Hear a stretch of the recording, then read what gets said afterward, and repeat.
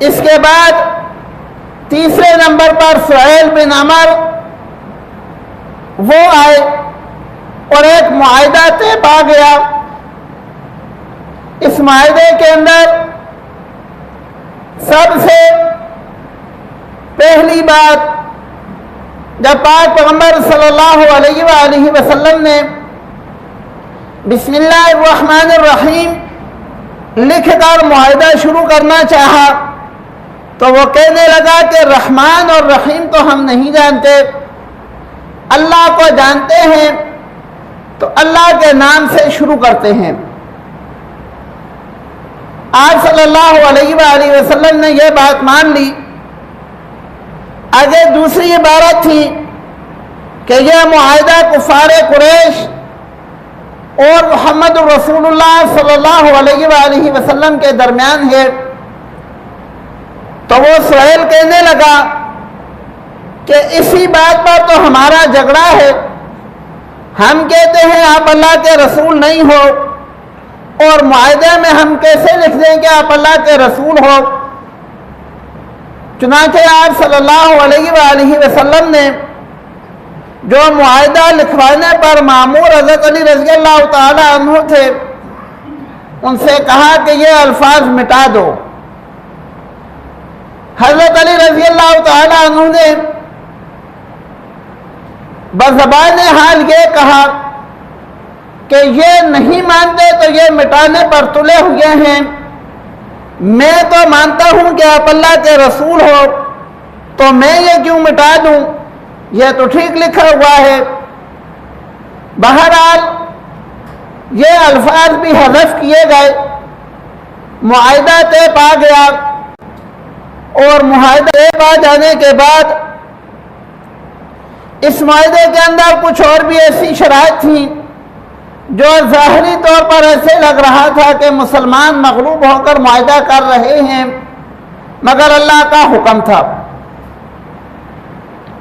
پھر جو سب سے بڑی آزمائش آئی اس کے بعد، صحابہ کرام کا دل چاہ رہا تھا کہ وہ عمرہ کریں۔ آپ صلی اللہ علیہ وآلہ وسلم نے صحابہ کرام سے فرمایا کہ احرام کھول دو، اور صحابہ کرام اللہ سے دعائیں مانگ رہے تھے دل ہی دل میں کہ ہم عمرہ کر لیں۔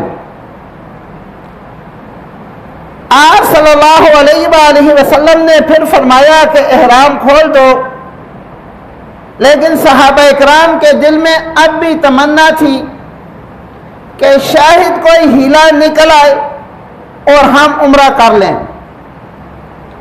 جب دو دفعہ کے کہنے پر صحابہ اکرام رضوان اللہ تعالی علیہم نے احرام نہیں کھولے، آپ صلی اللہ علیہ وآلہ وسلم اپنے خیمہ میں واپس چلے گئے۔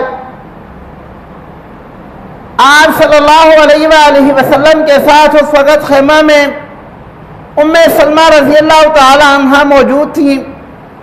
جب آپ صلی اللہ علیہ وآلہ وسلم نے ان سے مشورہ کیا تو انہوں نے یہ مشورہ دیا کہ آپ پہلے خود اپنا احرام کھولیں، خود اپنا حلق کروائیں، پھر صحابہ اکرام بھی کر دیں گے۔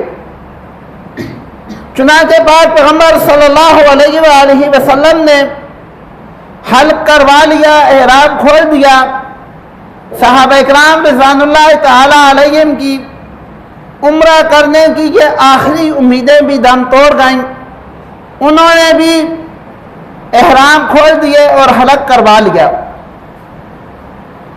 بوجھل دل کے ساتھ یہ واپس آ رہے تھے، اللہ رب العالمین نے یہ آیتیں نازل فرمائیں، لقد رضی اللہ عن المؤمنین، اللہ رب العالمین ان مؤمنین سے راضی ہوا، اذ یبایعونک تحت الشجرہ، جب اے پیغمبر صلی اللہ علیہ وآلہ وسلم وہ ایک درخت کے نیچے آپ سے بیعت کر رہے تھے، فعلم ما فی قلوبہم، اللہ رب العالمین ان کے دلوں کو حال کو جانتے تھے، فانزل السکینۃ علیہم، اللہ رب العالمین نے ان کے دلوں پر سکون نازل فرما دیا، وَأَصَابَهُمْ فَتْحًا قَرِيبًا، اور ان نے قریب کی فتح عطا فرمائی۔ علماء نے لکھا ہے کہ اس سے خیبر کی فتح مراد ہے۔